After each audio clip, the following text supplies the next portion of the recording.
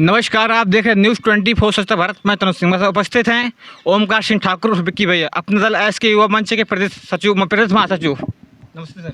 नमस्कार तनुज जी। सर, जो अमित शाह जी ने बयान दिया बाबा साहब पर, उस पर क्या कहेंगे? देखिए, उस सत्र में देश के गृह मंत्री अमित शाह जी ने जो भी बयान दिया वो उनकी खुद की भावनाएं हो सकती हैं, लेकिन चूंकि बाबा साहब हमारे देश के सबसे बड़े संवैधानिक पद पे मैं उन्हें मानता हूं, और ऐसा नहीं है भाजपा भी उन्हें मानती है, लेकिन उनके कहने का या उनके शब्दों का जो भी तात्पर्य था उसको लोगों ने किस तरीके से लिया ये उन पर डिपेंड करता है। विपक्ष कहता है कि बीजेपी हिंदू मुस्लिम करती है, उसका परिणाम 2024 में देखने को मिल गया है। अगर ज़्यादा करेगी तो 27 उखाड़ के फेंक देंगे। ये देखिए, कोई भी पक्ष विपक्ष में रहे, विपक्ष का तो काम ही है आरोप लगाना। अगर बीजेपी विपक्ष में रहती है तो वो पक्ष पे आरोप लगाती है, अगर वो इस समय सत्ता में है तो विपक्ष आरोप लगाएगा। यही राजसत्ता का दौर है, हमेशा विपक्ष पक्ष पे आरोप ही लगाता है। सर, आपको एक बहुत बड़ा समाज फॉलो करता है पूरे बुंदेलखंड में। युवा वर्ग तमाम लोग चाह रहे हैं कि आप मैदान पे आएँ, चुनाव लड़ें, तो उनके उम्मीद पर आप खड़ा उतरेंगे? कहाँ से उतरेंगे? देखिए तनुज जी, चूँकि मैं बुंदेलखंड के एक बड़े समुदाय या समाज खंगा क्षत्रिय समाज से आता हूँ, और निश्चित रूप से मैं ये कहूँगा कि हमारे समाज से किसी भी व्यक्ति को आज तक बहुत बड़ी जिम्मेदारी किसी भी दल में नहीं मिली है। तो ये मैं नहीं, मेरे पूरे समाज की इच्छा है कि मेरे समाज का कोई भी व्यक्ति किसी भी दल से हो, चाहे वो अपना दल से हो, चाहे वो भाजपा से हो, चाहे वो सपा से हो, बसपा से हो, किसी भी दल से हो, मैं ये चाहता हूँ कि हमारे समाज का कोई भी व्यक्ति किसी भी दल में जनप्रतिनिधि बन के पहुँचे। 2022 में भैया टिकट मांगे थे बीजेपी से, लेकिन किसी कारण नहीं मिला है। तो समाज को आप क्या बताएंगे, अगर टिकट 27 में नहीं मिलता तो आप फिर मैदान पे आएंगे या नहीं? देखिए, फ़िलहाल अभी 2027 दूर है, प्रयास किया जा रहा है, ये तैयारियों का दौर है।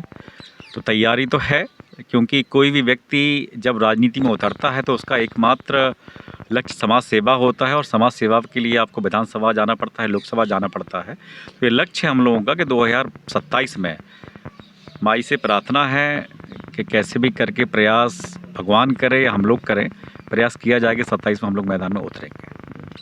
समाज के संरक्षक दद्दा मलखान सिंह जी गढ़कुंडार में कार्यकारिणी भंग की हैं, लेकिन जो राष्ट्रीय अध्यक्ष है वो मानने को तैयार नहीं है, उस पर क्या कहेंगे? चूँकि मैंने आपका इंटरव्यू और देखा हुआ था, तो उसमें हमारे तथाकथित राष्ट्रीय अध्यक्ष जो कह रहे हैं कि मैं एक संघ का या समिति का अध्यक्ष हूं, तो निश्चित तौर पे आप अपनी समिति के अध्यक्ष हो सकते हैं।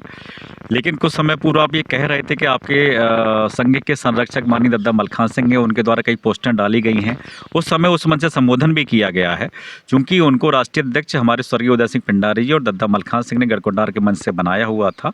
तो मैं तो ये मानता हूँ कि अगर हमारा कोई बड़ा बूढ़ा है, संरक्षक है, वो आपको अगर पद दे सकता है, पद ले भी सकता है। लेकिन दद्दा की अपनी व्यथा रही होंगी समाज को लेके, उन्होंने वहाँ से अगर घोषित किया है कि उन्होंने ये कहा गढ़कुंडार की हर एक कार्यकारिणी में भंग करता हूँ, तो उसमें सारी समितियाँ अपने आप स्वतः भंग हो जाती हैं।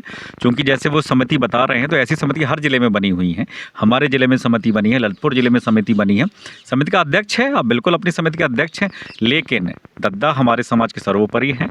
उनका नाम है, वो खंगार समाज तो छोड़िए, अन्य क्षत्रिय समाजों में भी अखिल भारतीय क्षत्रिय महासभा के उपाध्यक्ष हैं।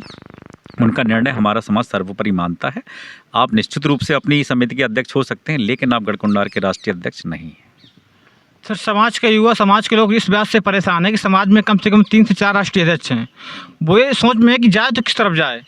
3-4 अध्यक्ष थे, उस समय तक थे जब तक दद्दा ने मन से घोषणा नहीं करी थी। लेकिन जैसे ही दद्दा ने घोषणा करी, चूँकि मैं भी अखिल भारतीय खंगा क्षत्रिय महासभा से अध्यक्ष हूँ, तो मैंने भी उसी दिन, जिस दिन दद्दा ने बोला, मैंने एक पोस्ट के द्वारा ये दे दिया कि जब तक नया अध्यक्ष नहीं बन जाता है मैं कार्यकारी अध्यक्ष के रूप में कार्य करूंगा।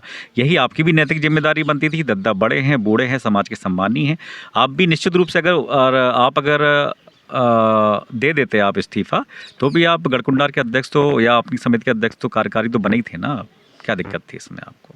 धन्यवाद। जैसे ओमकार सिंह ठाकुर विक्की भैया, कैमरामैन नवल खंगार साहब।